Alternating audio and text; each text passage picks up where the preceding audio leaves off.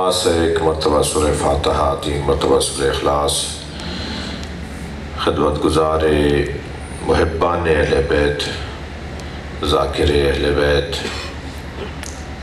ممبر و مجلس کے خاص انداز سے خدمت گزار عزاداران سید الشہداء کے محافظ، معاون، مددگار اور خاص طور پہ ٹنڈوالہ یار میں عزاداری کے حوالے سے بنیادیں رکھنے والی شخصیت، بنیادیں ڈالنے والی شخصیت، لوگوں کو عزادار بنانے والی شخصیت، اور عزاداری ہی تشیع کی طرف بہت سے لوگوں کو لے کر آئی، بہت سارے خانوادوں کو، بہت سارے افراد کو اہل بیت سے اور اہل بیت کے ذکر سے آشنا کرنے والی شخصیت، وفاقی اور ملکی سطح پر ملی قومی جماعتوں کے ساتھ خدمت گزار رہنے والی شخصیت، ایک مخلص سچا مولا کا سپاہی نیاز حسین حیدری رحم اللہ من قرأ الفاتحہ۔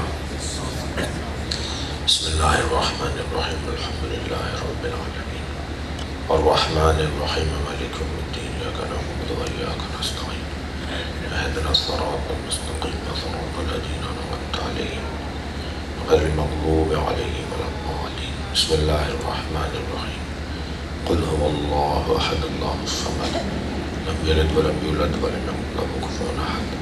بسم اللہ الرحمن الرحیم، قل هو اللہ احد اللہ الصمد لم یلد ولم یولد ولم یکن له کفوا احد۔ بسم اللہ الرحمن الرحیم، قل هو اللہ احد اللہ الصمد لم یلد ولم یولد ولم یکن له کفوا احد۔ اللہم صل علی محمد وعلی محمد۔ درجات کی بلندی، مغفرت کے لیے بلند تر صلوات۔ اللہم صل علی محمد۔ ایک اور بہتر صلوات پہ۔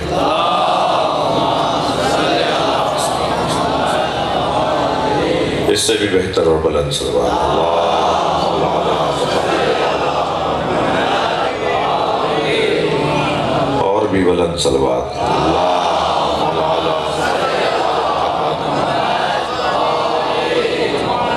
سورہ مبارکہ ملک، ابتدائی آیات، فلسفہ موت و حیات، اور اللہ نے ہمیں پیدا کیوں کیا ہے اور مارتا کیوں ہے، اس کا فلسفہ اس آیہ کریمہ میں بیان ہوا ہے۔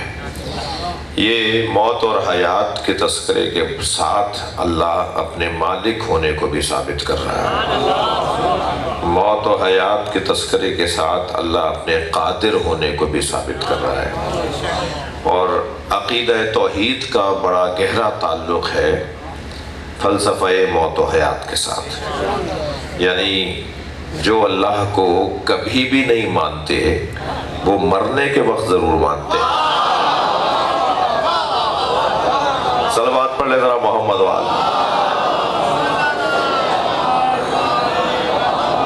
ساری زندگی اللہ کو نہیں مانتے، مگر جب موت آ رہی ہوتی ہے نا تو کہتے ہیں دعا کرو بخشا جاؤں، دعا کرو میری مغفرت ہو جائے۔ جی اگر وہ بھی موقع مل جائے تو، اگر موقع مل جائے تو وہ آخری وقت میں اللہ انہیں ضرور یاد آتا ہے۔ اور کوئی راستہ ہی نہیں۔ صلوات پڑھ لیں محمد و آل محمد۔ تو ایک مجاہد فی سبیل اللہ، مجاہد فی سبیل اللہ، پھر جملہ تکرار کر کے اس کا ذائقہ دینا چاہوں گا آپ کو۔ مجاہد فی سبیل اللہ، سبیل الہی کو علی کہتے ہیں، علی مولا ہی کو سبیل الہی کہا جاتا ہے۔ جو اللہ کے رستے کا مجاہد ہو یعنی علی کا مجاہد ہو، مولا علی اللہ کا رستہ ہے۔ صراط اللہ بھی ہیں، سبیل اللہ بھی ہیں، حبل اللہ بھی ہیں، نور اللہ بھی ہیں، وجہ اللہ بھی ہیں، جنب اللہ بھی ہیں، ید اللہ بھی ہیں، عین اللہ بھی ہیں، رجل اللہ بھی ہیں، ید اللہ بھی ہیں۔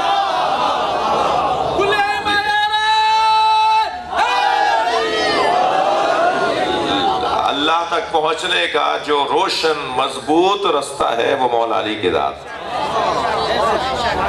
تو جو مولا، اسی لیے میں یہ بات پہلے بھی اس سزا خانے میں کر چکا ہوں کہ ذوبوا فی علی کما ہوا ذاب فی اللہ، علی میں خود کو ایسے گم کر دو جیسے علی اللہ میں گم ہو گئے۔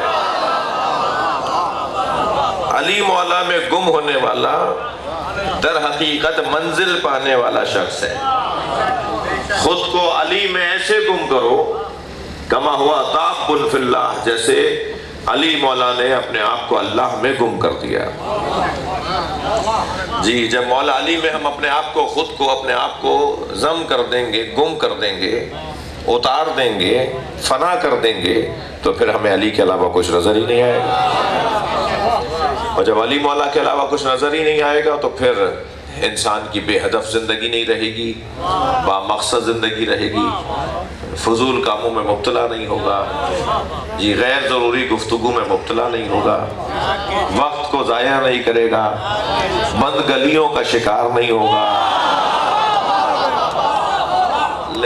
لہذا ساری توجہ مولا علی پر ہو، اور ساری توجہ جب مولا علی پر ہوگی تو پھر مولا کا غیر نظر ہی نہیں آئے گا، مولا علی کا غیر نظر نہیں آئے گا۔ اور جیسے علی نے خود کو اللہ میں گم کر دیا، علی مولا کی سب سے بڑی فضیلت ان بچوں جوانوں کو بتا رہا ہوں، یہ جو بڑے بیٹھے ہوئے ہیں یہ پھر بھی بہت کچھ جانتے ہیں، مجھ سے بہت سی چیزیں بہت سے لوگ زیادہ جانتے ہیں۔ جی علی مولا کی سب سے بڑی فضیلت، میرا مضمون نہیں تھا مگر مضمون ہی تو یہ ہے، یہی تو مضمون ہے۔ مولا علی کی سب سے بڑی فضیلت مولا علی کا خلوص ہے۔ علم ہو اور وہ للہ نہ ہو، شجاعت ہو اور وہ خدائی نہ ہو، سخاوت ہو اور وہ پروردگاری نہ ہو، یعنی سارے کمالات ہوں اور اللہ نہ ہو۔ بھائی ایک اس علم کا کیا فائدہ جو للہی نہ ہو، جو اللہ کے بغیر، اللہ کی یاد کے بغیر، اللہ کے تصور کے بغیر علم حاصل کرنے کی اور علم پھیلانے کی بات کرتی ہیں۔ وہ ایٹم بم تو بناتے ہیں، ہاسپٹل نہیں بناتے، وہ اسکول نہیں بناتے، وہ کالج یونیورسٹی نہیں بناتے۔ علم بغیر اللہ کے، علم بغیر تصور الہی کے، علم بغیر پروردگار عالم کے، وہ وبال جان ہے۔ العلم حجاب اکبر، علم سب سے بڑا حجاب ہے، سب سے بڑی رکاوٹ ہے، علم ہی سب سے بڑا فساد ہے۔ اب یہاں سے کوئی کلپ کاٹ دے گا نا تو آپ کو تو کچھ نہیں ہوگا، مجھے مسئلہ ہو جائے گا۔ کوئی ٹنڈو الہیار میں کہہ کر آئیں علم سب سے بڑا فساد ہے، یہ تو علم کے مخالف ہے۔ میں علم کا مخالف نہیں ہوں، جو علم، توجہ جملے پر، جوانوں اور بچوں سے توجہ زیادہ چاہتا ہوں، جو علم للہی نہ ہو، جو علم بغیر معرفت کے ہو، وہ علم نہیں ہے، وہ فساد ہے۔ جو شجاعت بغیر معرفت کے ہو، وہ شجاعت نہیں ہے، دہشت گردی ہے۔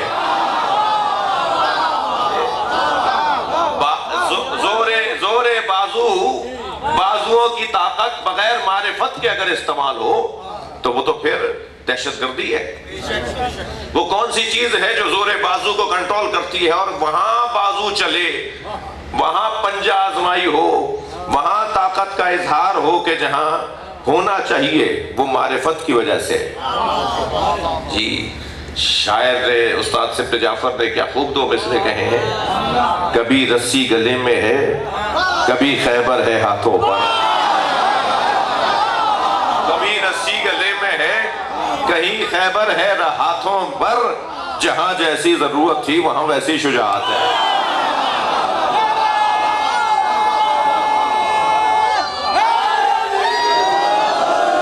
صلوات پڑھیں محمد و آل محمد۔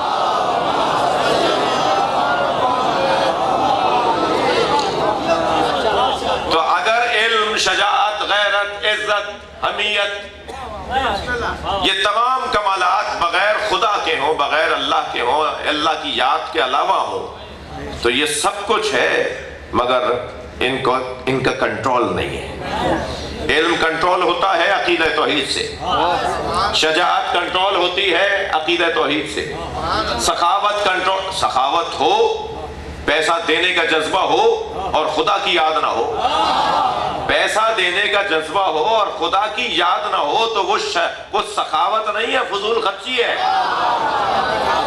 وہ اسراف ہے، وہ پیسے کو برباد کرنا ہے۔ جو خدا کے ساتھ اور اللہ کی یاد کے ساتھ پیسہ خرچ کر رہا ہے وہ پیسہ ہے جو سخاوت تک انسان کو لے جائے گا جی۔ لہذا سب سے بڑی فضیلت کیا ہے؟ سب سے بڑی فضیلت ہے للہیت، خلوص، سچائی۔ مثلا اگر میں یہ مجلس پڑھنے آؤں اور میری نیت میں یہ ہو کہ مجھے فلاں چیز ملے گی، مجھے اتنا یہ ملے گا وہ ملے گا، تو میں نے تو پہلے ہی ملاوٹ کر لی اپنی مجلس میں۔ مولا حسین، اچھا یہ ذہن میں رہے کہ اگر میں کہہ رہا ہوں للہیت تو اللہ، رسول اللہ اور مولا علی کا ذکر طول میں ہے، عرض میں نہیں ہے۔ یعنی ہم یہ مجلس مولا علی کے لیے کر رہے ہیں، جملہ ٹھیک ہے۔ ہم یہ مجلس رسول اللہ کو خوش کرنے کے لیے کر رہے ہیں، جملہ ٹھیک ہے۔ ہم یہ مجلس اللہ کو خوش کرنے کے لیے کر رہے ہیں، جملہ ٹھیک ہے۔ تو کوئی ممکن ہے یہی بچہ آواز دے کر کہے مولانا اللہ کے لیے کر رہے ہیں مجلس یا رسول اللہ کے لیے کر رہے ہیں؟ مولانا اللہ کے لیے مجلس کر رہے ہیں یا مولا علی کو خوش کرنے کے لیے؟ تو میں کہوں گا تینوں جملے ٹھیک ہے، اس لیے کہ اللہ، رسول اللہ اور علی طول میں ہے، عرض میں نہیں ہے۔ برابر رکھو گے شرک ہو جائے گا، اوپر نیچے رکھو گے تو توحید ہوگی۔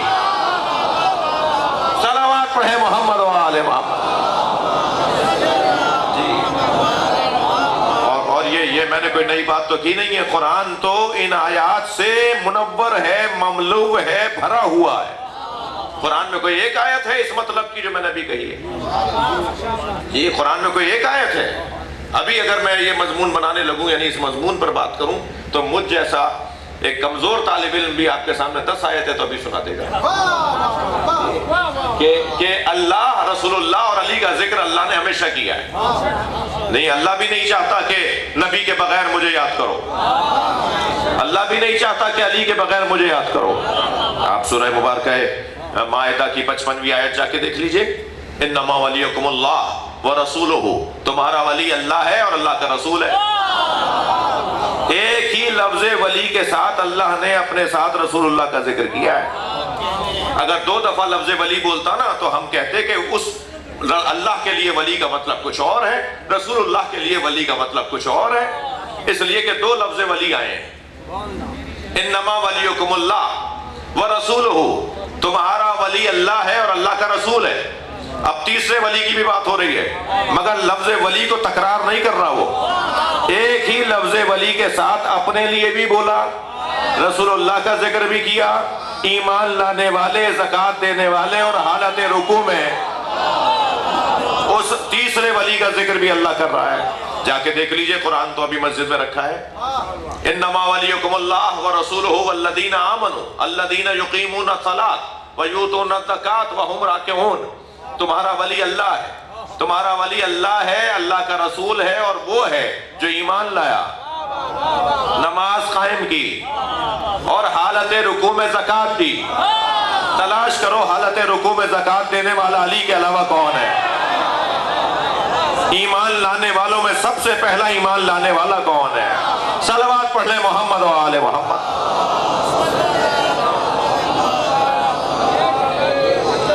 اچھا آپ اذان سنتے ہیں تو یہ شیعہ برادری کی مسجدوں سے اذان آتی ہے، وہ شیعہ برادری کے مؤذنین جو ہیں وہ کہتے ہیں کہ لا الہ الا اللہ، مثلا اشہد ان لا الہ الا اللہ، اشہد ان محمد رسول اللہ، لیکن تیسری گواہی دیتے ہوئے کہتے ہیں اشہد ان امیر المؤمنین و امام المتقین علی ولی اللہ وصی رسول اللہ و خلیفۃہ بلا فصل۔ جب علی کی بات آئی تو 3-4 جملے، جب اللہ کی بات آئی تو 1 جملہ، جب رسول اللہ کی بات آئی تو 1 جملہ، جب علی کا ذکر کرتے ہیں تو یہ شیعہ حضرات 3-4 جملے کیوں کہتے ہیں؟ تو انہیں آپ جواب دے دیں کہ اللہ نے بھی جب 3 ولیوں کا ذکر کیا ہے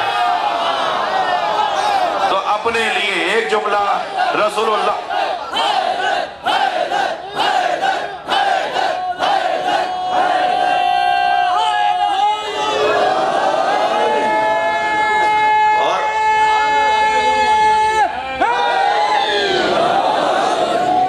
مولا علی کی بات اللہ کرتا ہے تو اللہ بھی 3-4 جملے بولتا ہے، یعنی اللہ بھی چاہتا ہے کہ علی کی بات ہو تو مفصل ہو، زیادہ ہو اور کھل کر ہو۔ صلوات پڑھے محمد و آل محمد۔ مجھے اندازہ ہے کہ ٹنڈوالا یار میں ہم جب آئے تھے تو ٹھنڈی ہوا نہیں تھی، ابھی کچھ دیر پہلے ہی شروع ہوئی ہے، تو آپ مجھے یہ احساس نہیں ہونے دیجیے گا کہ ہوا ٹھنڈی ہے۔ آپ اپنی سماعتوں میں پرجوش ہی رہیں تو محفل گرم رہے گی۔ صلوات پڑھ لیں ذرا محمد و آل محمد۔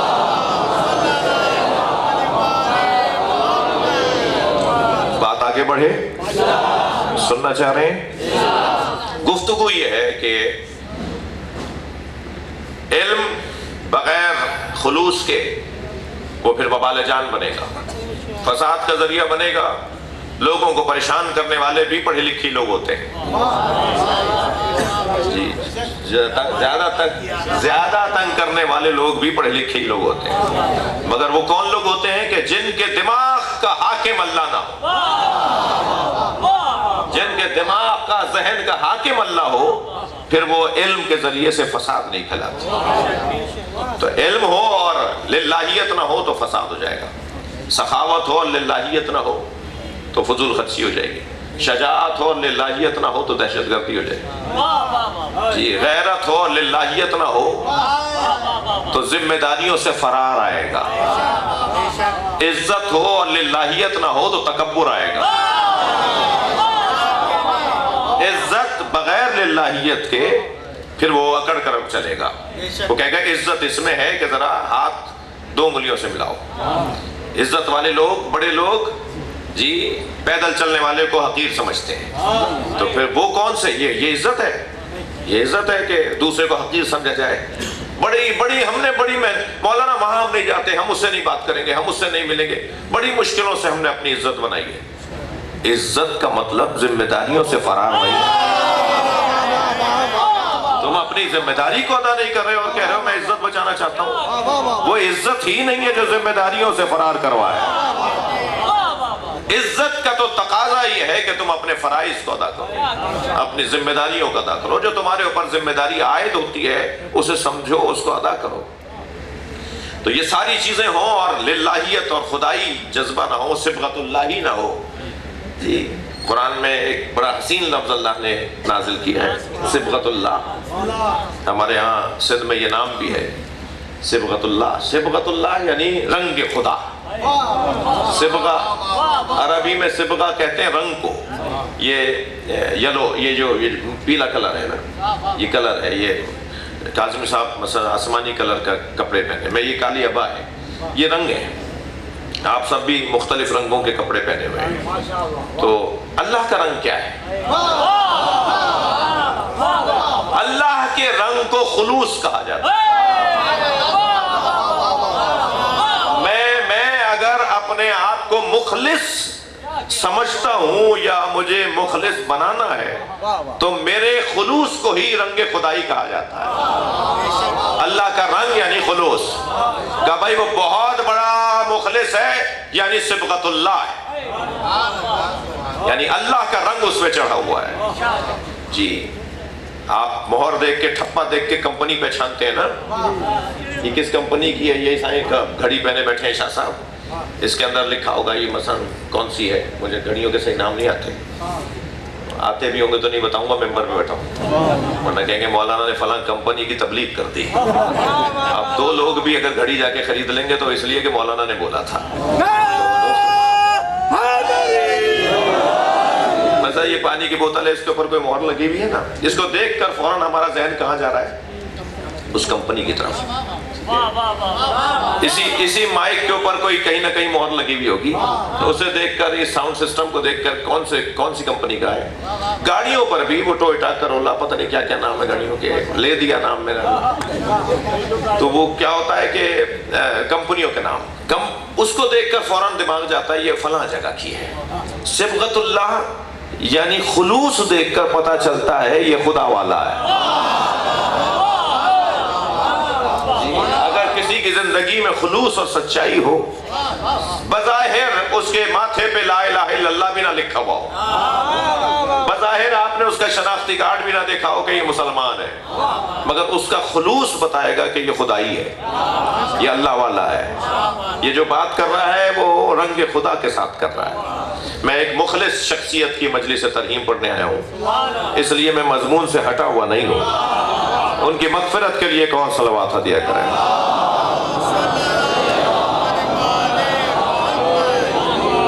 تو یہ جو خدائی کام ہے، یہ جو للہی کام ہے، یہ ہمارے اعمال سے ظاہر ہوتا ہے۔ کوئی بتانا نہیں پڑتا کہ کون کتنا بڑا مسلمان ہے، خلوص سے پتہ چلے گا وہ کتنا بڑا مسلمان ہے۔ اور کتنا اچھا سودا ہے، خلوص پر تھوڑی دیر مجھے رکنے دیجئے۔ کتنا اچھا سودا ہے کہ ہم معاملہ اپنا اللہ کے ساتھ کریں، ہم بندوں سے توقع ہی نہ رکھیں۔ بندوں سے توقع رکھیں گے تو دل روزانہ ٹوٹے گا، روزانہ دل خراب ہوگا، روزانہ ندامتیں، پیمانیاں اور بلڈ پریشر ہائی اور ہوگا، یہ بیماری لگ جائیں گی، بیماریاں لگ جائیں گی بندوں سے توقع رکھنے پر۔ تو ہمیں تو کسی سے توقع ہی نہیں، بھائی اس نے اگر اچھا کیا تو اس کی مہربانی، نہیں بھی کرتا تو ہمیں اس سے کوئی توقع نہیں تھی جی۔ اور جو صرف اور صرف اپنے کاموں میں اپنے دماغ کا حاکم اللہ کو مانتا ہو جی، دماغ کا حاکم اللہ کو مانتا ہو، وہ کسی سے توقع نہ کرتا ہو، وہ کسی سے انتظار میں نہ رہتا ہو، وہ انسان ہمیشہ مطمئن رہتا ہے، وہ کسی کی ملامت کرنے سے خوف زدہ نہیں ہوتا، وہ کسی کے ٹوکنے سے خوف زدہ نہیں ہوتا۔ کوئی ناراض ہو گیا تو بھائی ہو جائے، میں نے تو اللہ کو راضی کیا ہے۔ اور اس رستے کا سب سے بڑا امام علی ہے۔ آپ ذرا غور فرمائیں، کیا مولا کو نہیں معلوم تھا، اس بات کا اندازہ نہیں تھا؟ آپ کو مجھے ہے، مولا کو نہیں تھا کہ میں جو بدر میں مار رہا ہوں کافروں اور مشرکوں کو، ان کے خاندان کے لوگ میرے بچوں کے ساتھ کیا کریں گے؟ میں جو احد میں مار رہا ہوں، میں جو خندق میں مار رہا ہوں، ان کے خاندان کے لوگ میرے بچوں کے ساتھ کیا کریں گے؟ اور اگر شام کے دربار میں یزید یہ کہے کہ کاش میرے بڑے زندہ ہوتے تو میں آج انہیں دکھاتا کہ میں نے اپنے بڑوں کا بدلہ علی کے بچوں سے لے لیا، کیا یہ مولا کو اندازہ نہیں تھا کہ یہ ہوگا میرے بچوں کے ساتھ؟ جی، اگر مولا علی نے کسی کے بڑے کو مارا تھا تو مولا نے اللہ کی خاطر مارا تھا۔ تم اگر مسلمان ہو گئے ہو تو اللہ کی خاطر علی کے بچوں کو چھوڑو، لیکن تم اگر علی کے بچوں سے بدلہ لے رہے ہو تو مانو تو مسلمان ہی نہیں ہوئے ہو۔ کتنی موٹی اور روشن بات ہے۔ تم اگر مسلمان ہو گئے ہو تو علی نے تو اللہ کی خاطر مارا تھا نا تمہارے کسی بڑے کو، تمہارے ابا کے چاچا کو، تمہارے ابا کے ماموں کو۔ مثلا بہت روشن تاریخ ہے نا۔ تمہارے بڑوں کو اگر علی مولا نے مارا تھا تو اللہ کی خاطر مارا تھا نا، تو تم مسلمان ہو گئے تو اللہ کی خاطر خاموش ہو جاؤ۔ لیکن اگر تم مسلمان ہونے کے بعد علی سے بدلہ لے رہے ہو تو یہ مانو کہ تم مسلمان ہی نہیں ہو۔ علی مولا اس رستے کا سب سے بڑا امام، جسے خلوص اور سچائی کہا جاتا ہے۔ از علی آموخت اس اخلاص عمل، ایک محاورہ بھی ہے، ایک حدیث کا مفاد اور مستفاد بھی ہے۔ علی سے سیکھیں کہ خلوص کسے کہا جاتا ہے۔ علی مولا سے سیکھا جائے کہ خلوص کسے کہا جاتا ہے۔ بیت المال کا کام کر رہے ہیں، چراغ جل رہا ہے جی، کہ اچانک حضرت عقیل آ گئے، بھائی مولا علی کے، اور وہ بھی بڑے بھائی۔ میرے بچوں جوانوں کو پتا ہے حضرت ابو طالب کے 4 بیٹوں میں مولا علی سب سے کم سن چوتھے بیٹے ہیں۔ سب سے بڑے طالب، پھر جعفر، پھر عقیل، پھر علی، سب سے چھوٹے بھائی ہیں اپنے بھائیوں میں۔ چراغ جل رہا ہے، حضرت عقیل آ گئے، گھر کی بات کرنے لگے، تو مولا نے اپنے ہاتھ سے چراغ کی لو کو بجھا دیا جی۔ پھونک مارنے کا انداز علی کا نہیں ہے بھائی۔ آپ اگر مجلسوں میں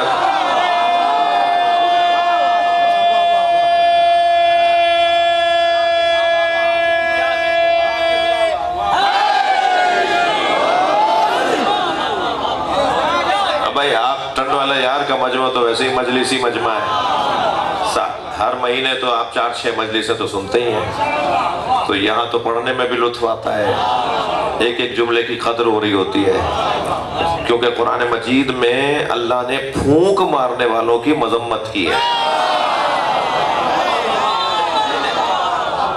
وَيُرِيدُونَ آیت سن لیجئے نا، وَيُرِيدُونَ لِيُطْفِئُوا نُورَ اللَّهِ بِأَفْوَاهِهِمْ وَاللَّهُ مُتِمُّ نُورِهِ وَلَوْ كَرِهَ الْمُشْرِكُونَ۔ کچھ لوگوں نے ارادہ کیا ہے کہ اللہ کے نور کو پھونکوں سے بجھائیں، اور اللہ نے تو طے کر رکھا ہے کہ کوئی کتنی ہی پھونک مارے یہ چراغ جلتا رہے گا۔ صلوات پڑھے ذرا محمد و آل محمد۔ بہت شکریہ، آپ کی توجہات میرے ساتھ ہیں جی۔ اچھا میں جب آپ اس انداز سے سن رہے ہیں تو ایک جملہ اور لے لیجئے۔ اللہ نے اپنے نور کے مخالفوں کی ساری طاقت کو پھونک بولا ہے۔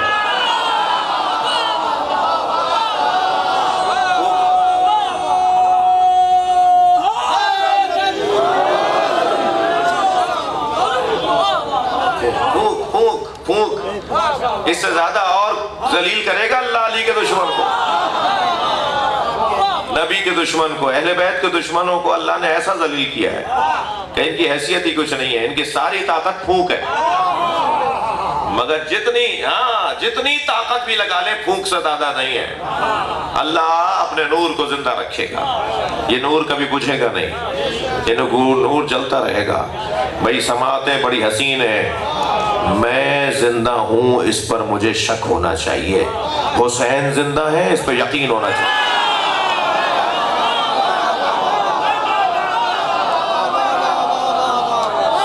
صلوات پڑھے محمد و آل محمد۔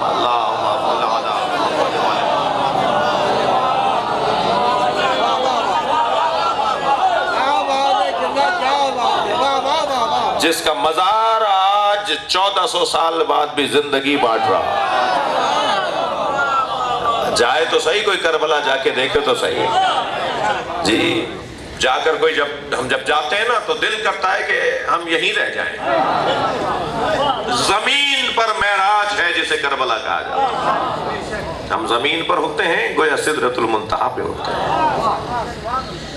تو بات یہ ہے کہ مولا نے اس چراغ کو اپنی ہاتھ سے بجھایا، وہ جو چراغ جل رہا تھا اس کی لو کو، اس کے شعلے کو اپنے ہاتھ سے بجھا دیا، اور دوسرا چراغ جلایا،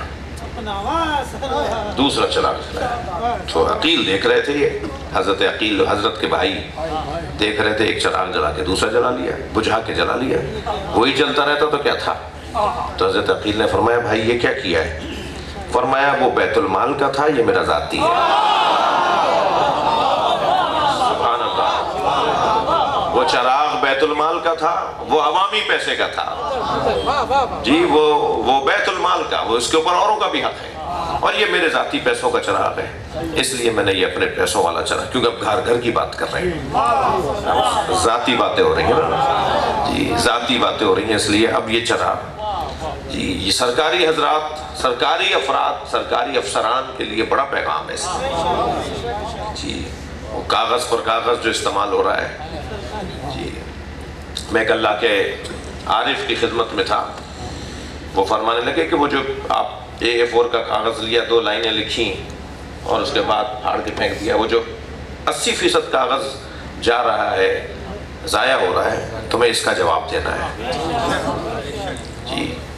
کچھ کرو کہ اس کا دوسری طرف کا حصہ بھی استعمال میں آ جائے، کچھ کرو کہ اس کو جو باقی بچ جائے اس کو پھاڑ کر رکھ لو، دوبارہ استعمال کر سکو اگر وہ دینا بھی ہے جی۔ ہمارے ہاں اور خاص طور پہ ہماری مملکتوں میں، ہمارے علاقوں میں، ہمارے اداروں میں جہاں پہلے ہی مالی بحران کا شکار ہے، جو علاقہ، جو مملکت، جو ادارے، وہاں اگر بے احتیاطی ہو تو پکڑائی تو ہم سب کے۔ جب قرآن نے کہہ دیا فَمَنْ يَعْمَلْ مِثْقَالَ ذَرَّةٍ خَيْرًا يَرَهُ وَمَنْ يَعْمَلْ مِثْقَالَ ذَرَّةٍ شَرًّا يَرَهُ، ایک ذرہ بھی اگر خیر کرو گے تو تمہیں نیکی کا بدلہ ملے گا، اور ایک ذرہ بھی اگر برائی کرو گے تو تمہیں اس کا سامنا کرنا پڑے گا۔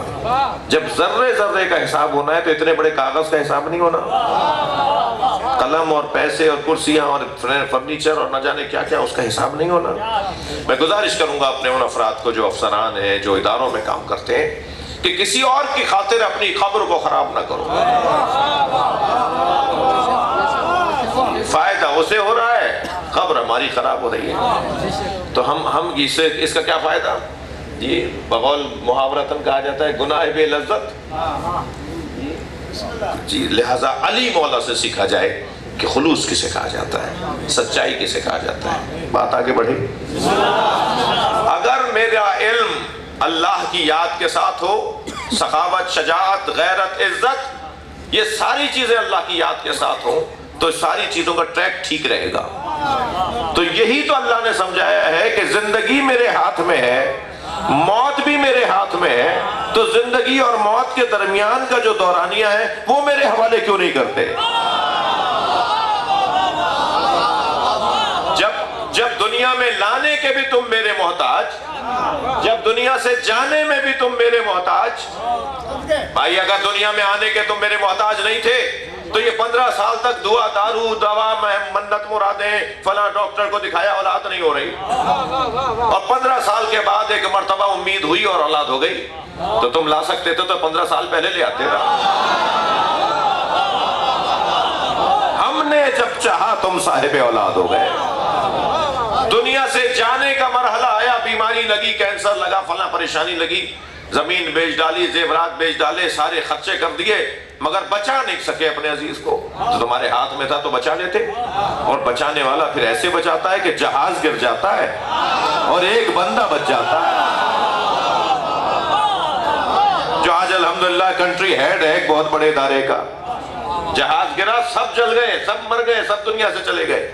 البتہ ان کی ایسے مرنے والوں کا درجہ شہادت کا ہے، جو جل کے مرتا ہے یا دیوار کے نیچے دب کے مرتا ہے، جو زلزلے کی زد میں آ کے مرتا ہے، جی جو ڈوب کے مرتا ہے، جو جل کے مرتا ہے، اس کا شہادت کا درجہ ہے۔ جو وبائی امراض میں جیسے کورونا کی بیماری تھی ابھی، اس میں جانے والے شہادت کا درجہ رکھتے ہیں۔ سارا جہاز کوئی ایک نہیں بچا، ایک بندہ بچ گیا، جو آج الحمدللہ ایک بہت بڑے ادارے کا سربراہ ہے اسی پاکستان میں۔ یہ جو جہاز گرا تھا کراچی ایئر پورٹ کے ساتھ، اس میں ایک بندہ بچا، وہ آج بھی زندہ ہے۔ اسی کلری جھیل کے اندر، ٹھٹے والی جھیل کے اندر 16 افراد ایک ہی گھر کے ڈوبے، جی 2 مہینے کی بچی بچ گئی، جی اور وہ بھی کئی گھنٹوں بعد نظر آ رہا تھا کہ جیسے کوئی چیز، وہ گئے تو بچی نکالا، اس کو تھوڑی دیر کے بعد وہ بحال ہو گئی، ٹھیک ہو گئی، اور وہ زندہ رہ گئی۔ تو اللہ زندہ رکھنا چاہتا ہے تو رکھ لیتا ہے، تمہارے ہاتھ میں ہوتا تو تم رکھ کے دکھاتے۔ تو زندگی دینے والا بھی وہ، تھک تو نہیں رہے، اور موت سے بچانے والا بھی وہ۔ جب آغاز اس کے ہاتھ میں، جب اختتام اس کے ہاتھ میں، تو درمیانی حصہ اس کے حوالے کیوں نہیں کرتے؟ وہ تو وہ زبردستی اپنے ہاتھ میں رکھے ہوئے ہیں۔ ہم کتنے مختار ہیں، کتنے مجبور ہیں۔ نہ ہم مختار محض ہیں، دنیا میں کہاں آ سکے اپنی مرضی سے، نہ مختار محض ہیں، دنیا سے کب نہ جانے میں رک سکے کہ نہ جائیں اپنی مرضی سے جائیں گے۔ نہ ہم مختار محض ہیں، نہ مجبور محض ہیں، کچھ مختار ہیں، کچھ مجبور ہیں۔ ہم نہ مطلقاً مختار ہیں، نہ مطلقاً مجبور ہیں، کچھ مختار ہیں، کچھ مجبور ہیں۔ جب یہ کسی نے پوچھا نا میرے مولا امام جعفر صادق علیہ السلام سے،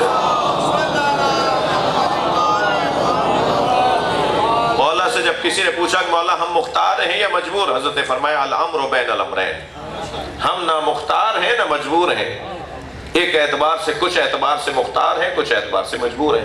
کہنے لگا مولا سمجھائیں کیسے ہم مختار ہیں، کیسے ہم مجبور ہیں؟ حضرت نے فرمایا کھڑے ہو جاؤ، وہ کھڑا ہو گیا۔ حضرت نے فرمایا ایک پیر اٹھاؤ، اس نے ایک پیر اٹھا لیا۔ حضرت نے فرمایا اتنے ہی مختار ہو۔ کہنے لگا مولا واضح نہیں ہوا، مولا واضح نہیں ہوا۔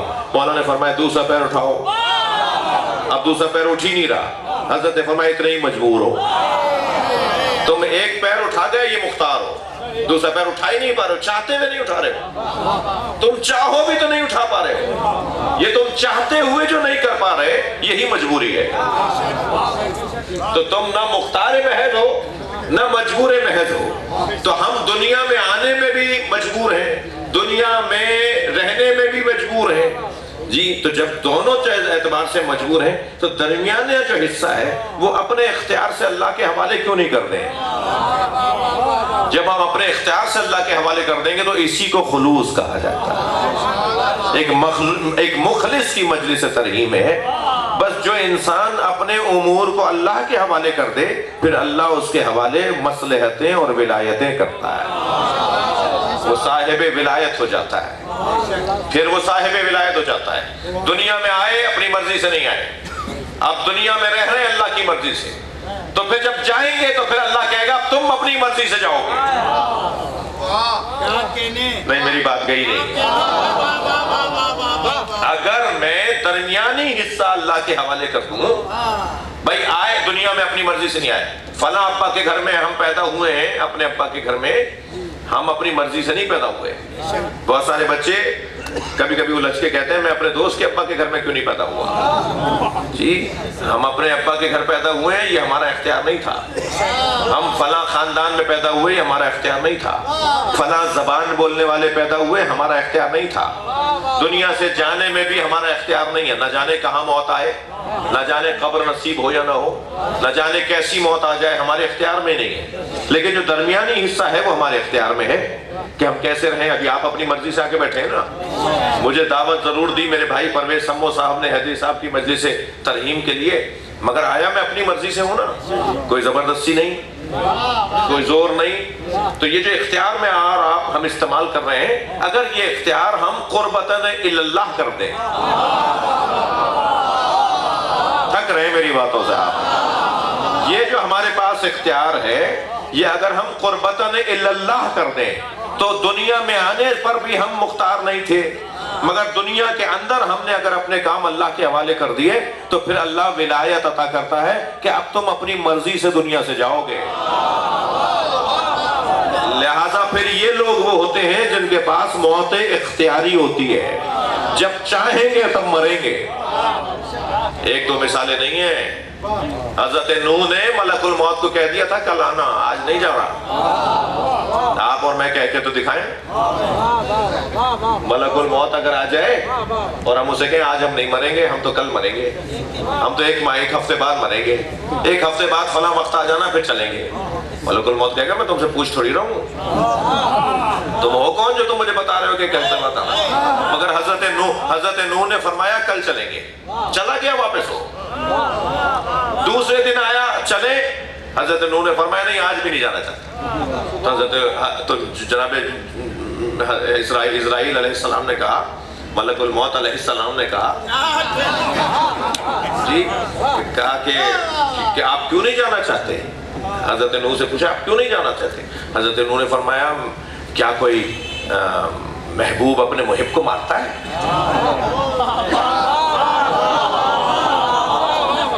تو یہ واپس چلے گئے، کب آؤں حضور؟ کہا پھر کل آنا، پھر کل آئے، کہا آج بھی نہیں جانا چاہتا۔ کب اللہ نے ایک پیغام بھیجا ہے، کہا کوئی محبوب اپنے محب سے ملنے کا شوق نہیں کرتا؟ ہم سے ملنے آ جاؤ۔ ایسے حضرت نوح تیار ہوئے، پھر فرمان لگے اچھا اتنا رک جاؤ میں سائے میں آ جاؤں۔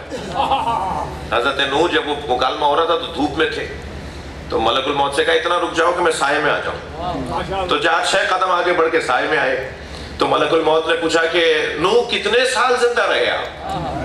2500 سال عمر تھی ان کی، 250 سال نہیں، 25 سال نہیں، 2500 سال کی عمر گزارنے کے بعد تیسرے چوتھے دن بلایا ملک الموت کو، کل چلیں گے، اور پھر کہا سائے میں آنے دو۔ اس نے کہا جائیے، ہم سے نہیں پوچھے گا اتنا بھی۔ جی وہ آئے سائے میں، کہنے لگے، ملک الموت فرمانے لگے کہ کتنا عرصہ زندہ رہے؟ کہنے اتنا ہی رہا ہوں جتنا دھوپ میں سے سائے میں آیا ہوں۔ یعنی 2500 سال بعد بھی زندگی اتنی مختصر ہے۔ جب یہ زندگی 2500 سال والوں کی اتنی مختصر ہے، بھئی موت کی مجلس پڑھ رہا ہوں میں اپنے مضمون پر ہوں، جب 2500 سال والوں کی زندگی اتنی مختصر ہے تو ہماری 60-70 سال کی عمریں کتنی مختصر ہوں گے۔ یہی ہمارے جو بزرگ 2-4 نظر آ رہے ہیں، مجھے کہتے ہیں کل کسی بات ہے جب ہماری شادی ہوئی تھی، یہ ہمارا بچہ جو آج 40 سال کا ہو گیا، یہ کل پیدا ہوا تھا، کل جی فلاں یہ فلاں کو یاد دلاؤ، اس نے نہیں اٹھایا تھا اس کو گود میں. یہ کل کی باتیں کر رہے ہوتے ہیں سب. یہ 100 سال والا بھی کہتا ہے کل کی بات ہے. یعنی کل کی بات ہے تو مان لینا کہ اتنی مختصر ہے. جب اتنی مختصر ہے تو یہ بھی اللہ کے لیے نہیں ہو سکتی.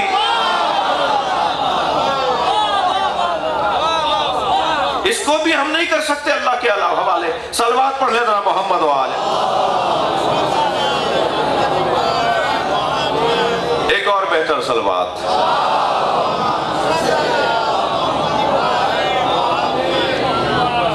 اور وہ مولا علی کا فرمان تو بڑا حسین منظر بناتا ہے. جب مولا سے کسی نے پوچھا کہ ہر نماز کے ہر رکعت میں قیام ایک، رکوع ایک، سجدے دو کیوں ہیں؟ تو مولا نے قرآن کی آیت پڑھی. فرمایا تم نے قرآن میں نہیں پڑھا؟ بھئی ہم نماز پڑھتے ہیں نا، رکوع ایک ہے، قیام بھی ایک ہے، سجدے ہر رکعت میں 2 ہیں. تو مولا سے پوچھا 2 کیوں ہیں؟ تو مولا علی نے فرمایا تم نے قرآن کی آیت نہیں پڑھی؟ منہا خلقناکم، اسی مٹی سے بنے ہو، وفیہا نعیدکم، اسی مٹی میں واپس جاؤ گے. پہلا سجدہ تمہاری ولادت کی یاد دلاتا ہے، دوسرا سجدہ تمہاری موت کی یاد دلاتا ہے، اور ان 2 سجدوں کے درمیان مختصر سا قیام ہے جو زندگی ہے. اور وہ مختصر سا قیام جو زندگی ہے وہ بھی استغفار پر مشتمل ہے. کیا پڑھتے ہیں اس میں مختصر سے قیام ہے؟ استغفر اللہ ربی واتوب الیہ. تو اتنی مختصر زندگی وہ بھی اگر ہم اللہ کے حوالے نہ کر پائیں، لہذا بڑا گھاٹے کا سودا ہے اگر کوئی شخص اپنے کاموں کو اللہ کی یاد کے بغیر گزارتا ہو. اللہ صرف مصلی پہ نہیں ملتا. حسن تو یہ ہے کہ آفس میں بھی یاد آئے،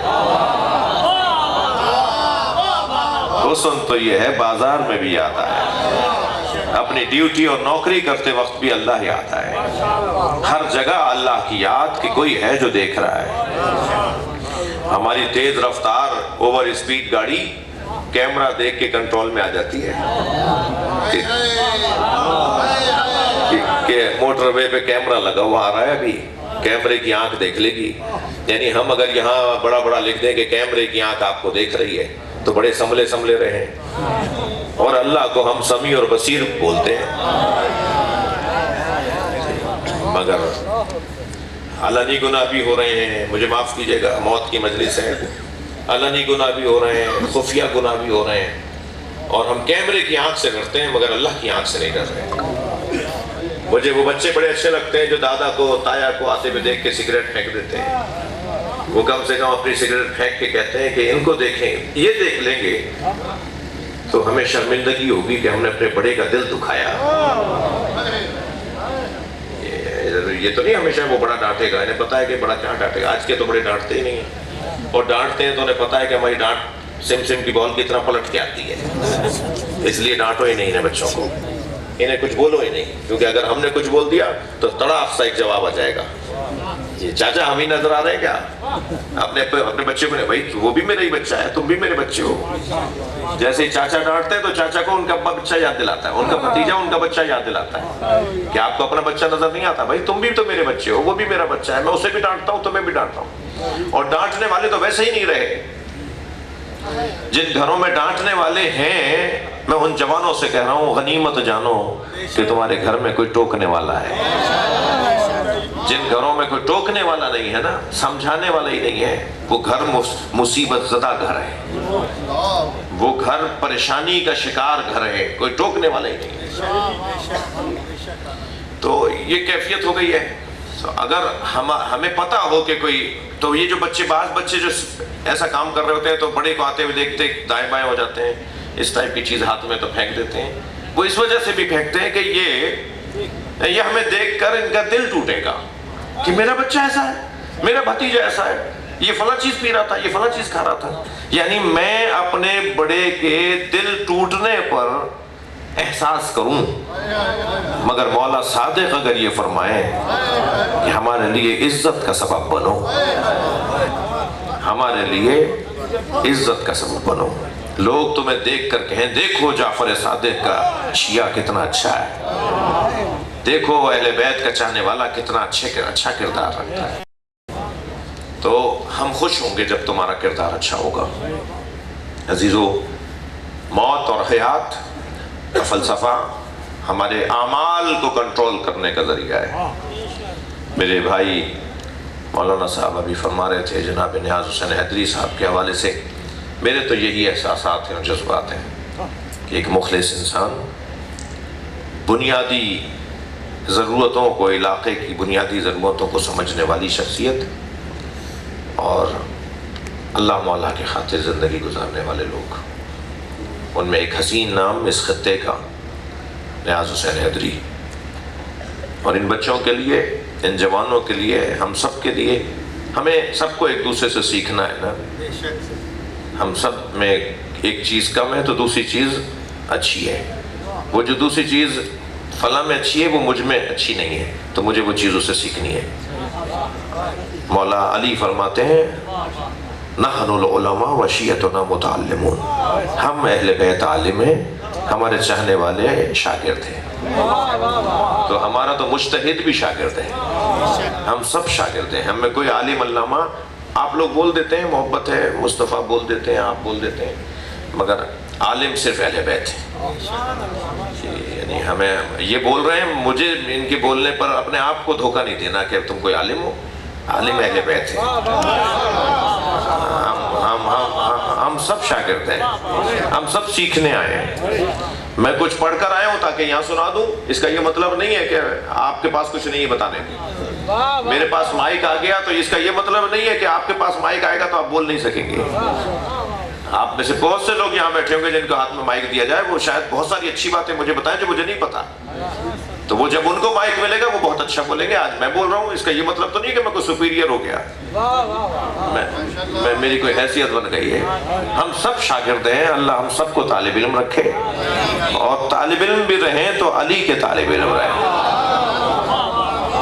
ہم سب اس گھرانے کے طالب رہیں، اور جیسا اس گھرانے سے ہمارا تعلق گہرا ہوگا میرے عزیزوں، اتنا ہی ہمارے اندر مضبوطی اور پختگی آئے گی۔ ایک مولا کے ذاکر کی مجلس ترحیم ہے، ایک مولا کا ذکر کرنے والے کی مجلس ترحیم ہے۔ بڑا مقام ہے ان کا جو حسین مولا پہ 10 لوگوں کو رلائے۔ میں نے نبی کی حدیث پڑھی کہ جس نے میرے حسین پر 10 لوگوں کو رلایا، میں مصطفیٰ، میں نبی، محشر میں اس کی مدد کروں گا۔ پھر آنکھوں میں آنسو لا کے سرکار نے فرمایا جس نے میرے حسین پہ 3 لوگوں کو رلایا، میں محشر میں اس کے ساتھ کھڑا ہوں گا۔ جس نے پھر روئے اور پھر فرمایا جس نے میرے حسین پر 1 فرد کو رلایا۔ خود بہت روئے ہیں، ابھی امام حسین کو گود میں دیا ہے، کچھ دیر پہلے ہی ولادت اور آمد ہوئی ہے امام حسین کی۔ جناب ام ایمن نے، ام قسم نے، گھر کی بیویوں نے امام حسین کو اجلا سا سفید کرتا پہنایا اور نبی کی گود میں لا کے دے دیا۔ نبی نے امام حسین کو گود میں لیا، کچھ ہی دیر کے بعد رونے لگے۔ اتنا روئے نبی، ابھی ولادت ہوئی ہے، کچھ دیر پہلے لائے ہیں امام حسین کو، نبی کی آغوش میں ہے کہ نبی نے رونا شروع کیا، گریا شروع کیا۔ دور سے جناب زہرا نے دیکھا کہ بابا حسین کو دیکھ دیکھ کے رو رہے ہیں۔ بلکہ میں نے ایک کتاب پڑھی جس کتاب میں لکھا ہوا تھا کہ نبی مکرم روتے روتے امام حسین کے گرد جو کپڑا لپٹا ہوا تھا، چادر لپیٹی ہوئی تھی نا، اس کو کھولا، پھر ہاتھ دیکھنے لگے، امام حسین کے پیر دیکھنے لگے، سینے سے کپڑا ہٹا کے سینہ دیکھنے لگے، اور پھر دیکھ دیکھ کے رونے لگے۔ یہ منظر دور سے جناب زہرا نے دیکھا تو قریب آ کر کہنے لگی بابا میرے بچے میں کوئی عیب ہے؟ آپ حسین کے ہاتھ پیروں کو دیکھ دیکھ کے رو رہے ہیں، میرے بچے میں کوئی عیب ہے؟ فرمایا نہیں زہرا، تمہارے بچے میں کوئی عیب نہیں ہے، ابھی ابھی مجھے جبریل نے بتایا ہے کہ اس سینے پہ گھوڑے دوڑیں گے، اس بدن پہ اتنے زخم لگیں گے کہ یہ بدن پہچاننے میں نہیں آئے گا۔ یہی حسین ہے جس حسین کے لیے قربانی تاریخ میں لکھی ہے۔ اور خوب اپنے بچے کو امام حسین کو نبی نے سینے سے لگا کے گریہ کیا، بہت گریہ کیا۔ 2 سال کا سن تھا امام حسین کا جس زمانے کا یہ واقعہ ہے۔ سرکار صحابہ کرام کے ساتھ مدینے کی ایک گلی سے گزر رہے کہ ایک گھر سے ایک بچے کے رونے کی آواز آئی. وہ آواز امام حسین کی آواز سے مشابہ تھی. نبی کو پتا ہے یہ گھر زہرا کا گھر نہیں ہے, یہ حسین کا گھر نہیں ہے, لیکن وہ جو آواز آ رہی تھی وہ امام حسین کی آواز کی طرح سے آواز تھی. تو نبی نے دروازہ بجایا اور خاتون باہر آئی تو اسے فرمایا اپنے بچے کو خاموش کرواؤ, اس کی آواز سن کر مجھے حسین یاد آ رہا ہے, اس کی آواز میرے حسین کی آواز کے ساتھ ملتی ہے. 3.5 سال کا سن تھا جس زمانے کا یہ واقعہ ہے. امام حسین کی عمر 3.5 سال کی تھی. نبی مدینے کی ایک گلی سے گزر رہے تھے تو کچھ بچے کھیل رہے تھے. ایک بچے کو آپ نے گود میں لے لیا, خوب پیار کیا, پھر زمین پہ اتار دیا. آگے بڑھے تو ایک صحابی نے پوچھا یا رسول اللہ یہ کس کا بچہ تھا؟ فرمایا مجھے اس سے غرض نہیں ہے کس کا بچہ تھا, مجھے تو بس اس سے غرض ہے یہ بچہ میرے حسین سے پیار کرتا ہے. میں نے دیکھا ہے یہ بچہ جب میرے حسین کے قریب آتا ہے میرے حسین سے پیار کرتا ہے, اس کا احترام کرتا ہے, اس کا خیال کرتا ہے. یہی 3.5 سال کا سن تھا. واقعہ گزرا, نبی ایک سفر, طویل سفر سے واپس آئے. سرکار واپس آئے, اپنی زوجہ جناب ام سلمہ سے کہا ام سلمہ میں کچھ دیر کے لیے آرام کر رہا ہوں, کوئی مجھ سے ملنے کا ارادہ کرے تو اسے کہنا نبی آرام کر رہے ہیں, کچھ دیر کے بعد آرام سے باہر آئیں گے, استراحت سے باہر آئیں گے تو وہ آپ سے ملیں گے. انہیں اتنا بتا دینا کہ میں استراحت کر رہا ہوں, آرام کر رہا ہوں. یہ کہہ کر نبی اپنے حجرے میں گئے. بیوی فرماتی ہے ابھی کچھ ہی دیر گزری تھی, خبر گھر میں آ چکی تھی کہ نبی آ چکے ہیں. حویلی کے اندر خبر پھیل چکی تھی, بیویوں تک خبر جا چکی تھی کہ نبی آ چکے ہیں, کہ ایک مرتبہ حسین دوڑے ہوئے آئے اور نبی کے حجرے میں جانے لگے. تو بیوی ام سلمہ نے ہاتھ پھیلا دیے جیسے دروازے پہ کوئی روک کے کھڑا ہو جائے نا, اور فرمایا حسین تمہارے نانا آرام کر رہے ہیں. تو حسرت بھری نگاہ سے نانی کو دیکھا اور کہا نانی مجھے بھی روکا ہے, مجھے بھی کہا ہے کہ حسین آئے تو اسے نہیں آنے دینا. جناب ام سلمہ نے فرمایا تمہارے نانا نے نام کسی کا نہیں لیا, بلکہ مجھے کہا تھا کہ کوئی آئے تو اسے کہہ دینا. جب یہ جملہ سنا نا امام حسین نے تو واپس جانے لگے. بی بی نے روک دیا, واپس جانے لگے. ابھی 2 4 6 قدم ہی آگے گئے تھے کہ حجرے سے نبی باہر آئے. سر پہ عمامہ نہیں تھا, پیروں میں نالینیں نہیں تھیں, ابا دوش پر نہیں تھی. سرکار اپنے حجرے سے باہر آئے اور بی بی ام سلمہ سے کہا تم نے حسین کو لوٹا دیا, تم نے حسین کو بھی واپس کر دیا. اور آگے بڑھے, حسین کو گود میں لے کر اپنے سینے سے لگایا. بس اسی بیان پہ مجلس مکمل کر دوں گا. نبی اپنی گود میں لے کر اپنے حجرے میں آ گئے. بی بی فرماتی ہے کچھ دیر کے بعد نبی کے رونے کی آواز آئی. آپ رو رہے ہیں نا بلند آواز سے, حسین مولا کی زندگی میں نبی روئے ہیں حسین کی مصیبتوں کو یاد کر کے. نبی کے رونے کی آواز آئی. بی بی فرماتی ہے مجھے نبی کے رونے کی آواز حجرے سے باہر آتی ہوئی میں نے سنی. تو کہتی ہے میں حجرے میں گھبرا کر حجرے میں گئی تو میں نے کیا دیکھا, حسین کا کرتا اتارا ہوا ہے. نبی نے حسین کا کرتا اتارا ہوا ہے, حسین کے سینے کو اپنے سینے سے لگایا ہوا ہے, اور کبھی گلے کا بوسہ لے رہے ہیں, کبھی لبوں کا بوسہ لے رہے ہیں. میں نے کہا یا رسول اللہ آپ حسین کے ساتھ ایسے کیوں کر رہے ہیں, آپ حسین سے ایسے مل کر کیوں رو رہے ہیں؟ فرمایا ابھی جبریل نے مجھے آ کے بتایا ہے کہ یہ حسین تمہارا وہی تو ہے جس کو کربلا میں بھوکا پیاسا مارا جائے گا. الا لعنت اللہ علی قوم الظالمین. یا اللہ مرحوم کے درجات کو بلند فرما, ان کی کوتاہیوں سے درگزر فرما, ان کے وارثوں کو, عزیز و اقارب کو, اہل خانہ کو, ان کے لیے ہم سب کو ان کے لیے کار خیر کی توفیق عطا فرما.